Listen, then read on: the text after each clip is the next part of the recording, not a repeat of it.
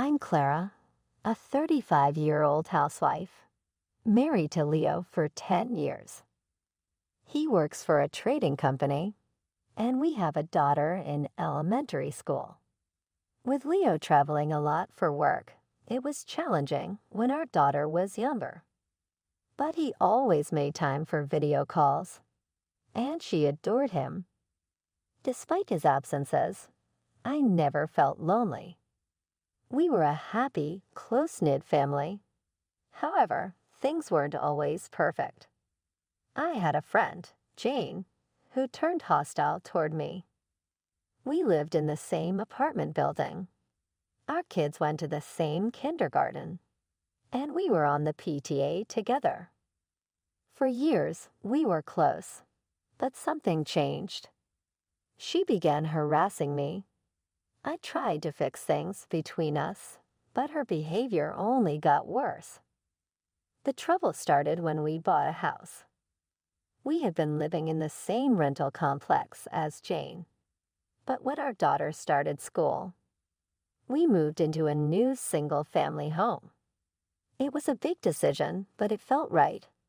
The house was in a great location, near a supermarket and the station, with a big yard for our daughter to play in. I was so grateful to Leo for his hard work, and I focused even more on taking care of our home and family. Jane didn't like our new situation. She grew cold after we moved. At first, I didn't understand why. We used to visit each other's homes often, but suddenly she started ignoring me and even glaring at me with contempt.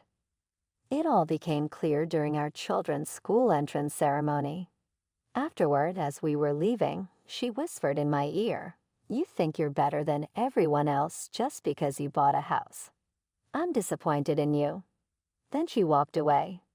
I was shocked. I never bragged about our new home and still wanted to be friends, even after our kids started school.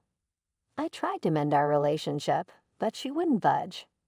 Instead, she spread false rumors, claiming I had become arrogant after buying the house. Luckily, no one believed her, and some friends even sympathized with me. Though others were supportive, I constantly worried about what Jane might do next. Fortunately, our children never ended up in the same class, and eventually, Jane stopped bothering me. By the time my daughter reached 3rd grade, I had put the whole ordeal behind me. Life was peaceful again, or so I thought. I had underestimated Jane's persistence. One morning, after sending my daughter to school, the doorbell rang. I answered the intercom and saw 2 police officers standing outside. A police car was parked in front of the house. My heart raced, but I tried to stay calm, thinking they might be here about something in the neighborhood. I told myself, it's okay, and slowly opened the door. One of the officers asked, "Is your husband at home?" They weren't here for me, but for Leo. I began to explain that he wasn't home, but then the officer's next words nearly stopped my heart.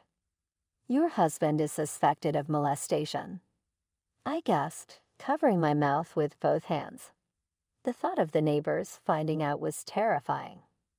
The police explained that a woman had accused him of inappropriate behavior on a train. I knew Leo could never do such a thing and insisted they had made a mistake.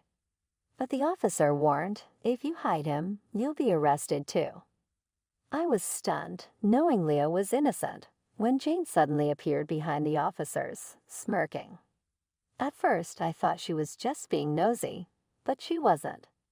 Ignoring the officers, she barged into my house and said, "If you don't want him arrested, I might consider settling for some compensation money." Jane was the one who reported my husband. The officers seemed uneasy with her talk of a settlement, but she continued, "I was really scared," and began describing the incident with a pained expression. She claimed she was on a train when someone suddenly touched her. She almost screamed, but then recognized the face. It was my husband. She hesitated to turn him in because he was her friend's husband. Before she could decide, he vanished into the crowd at the next station, so she decided to report it to the police later. With tearful eyes, she pointed at me, saying, Molestation is a serious crime, officer. Arrest her too. If she had truly been assaulted, her fear and determination to catch the culprit would be understandable. And if I were hiding the criminal, I could be just as guilty. But this situation was different. My husband couldn't have committed the crime. How could she fabricate such a story and act so convincingly? I resolved to expose her lies completely. Time to get serious.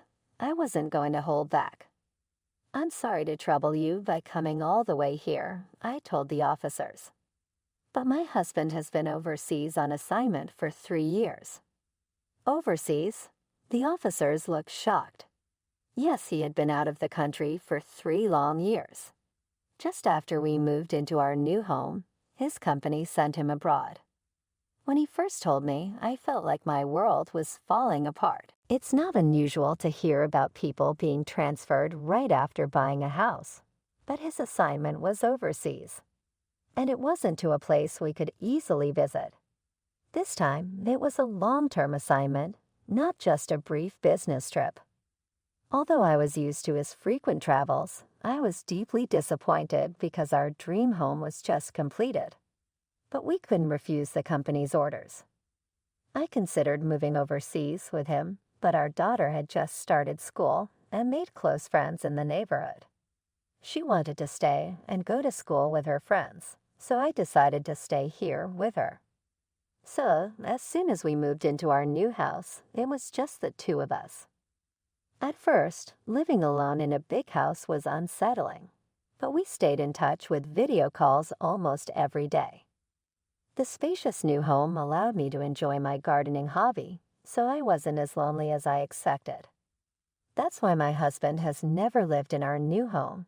He's been overseas for 3 years. There's no way he could have committed any crime on a domestic train. When I explained this, the police officers looked confused and started to question everything. The one most taken aback was Jane. "That's a lie. It must be a lie that your husband is overseas. I saw him with my own eyes.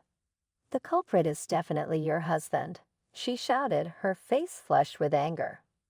I was furious that she still accused my husband of groping, but proving his innocence was my priority with the police involved. I kept my composure and said, "Should I call my husband right now?" I pulled out my phone from my apron pocket. I knew he might be busy, but it was nighttime where he was, right around the end of his workday.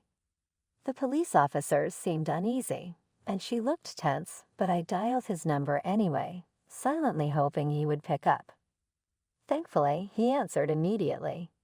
Seeing his face on the screen brought me a wave of relief. I quickly explained everything, the accusation, and how she claimed he had groped her on a train. He was puzzled at first, but as I told him more and he noticed the police, he quickly grasped the situation. Calmly, he addressed the officers. "As you can see, I'm not even in the country, so I couldn't have done this." He then turned the camera to show the view outside his window. The screen showed an exotic city under a dark sky, clearly somewhere abroad. There was no mistaking it. He added, "If you need proof, I can show you my passport. I've been overseas for 3 years. He retrieved his passport from a nearby bag, showing the stamped pages as evidence. "If you still have doubts, feel free to investigate further," he offered. One of the officers, now looking apologetic, said, "No, that's not necessary. Thank you for your cooperation." After I ended the call, the officer turned to her with a stern expression. "What's going on here?" She was already pale, her eyes wide with shock. "But I didn't know he was overseas." I was sure it was him. She stammered, her voice shaky. It was as good as a confession. I stepped closer, my voice firm. "Then why did you think it was my husband? You said you saw him clearly. Was it just a mistake?" She snapped, her voice rising. "It's all your fault," she yelled, even as the officers watched in disbelief. "You bought that house and started acting like you were better than everyone. We were supposed to be apartment buddies, but you betrayed me. I wanted to make you pay, so I framed your husband." She was ranting, her anger spilling out uncontrollably. Her selfish words left both me and the officer in shock. She held a grudge because I'd bought a house, and she tried to frame my husband for groping to get settlement money. This was far beyond simple harassment. Thankfully, since he was abroad, we avoided a false accusation. But if he had been in the country and on that train, it could have been catastrophic. I've heard that once accused of groping, proving innocence is incredibly difficult. False accusations like this are unforgivable.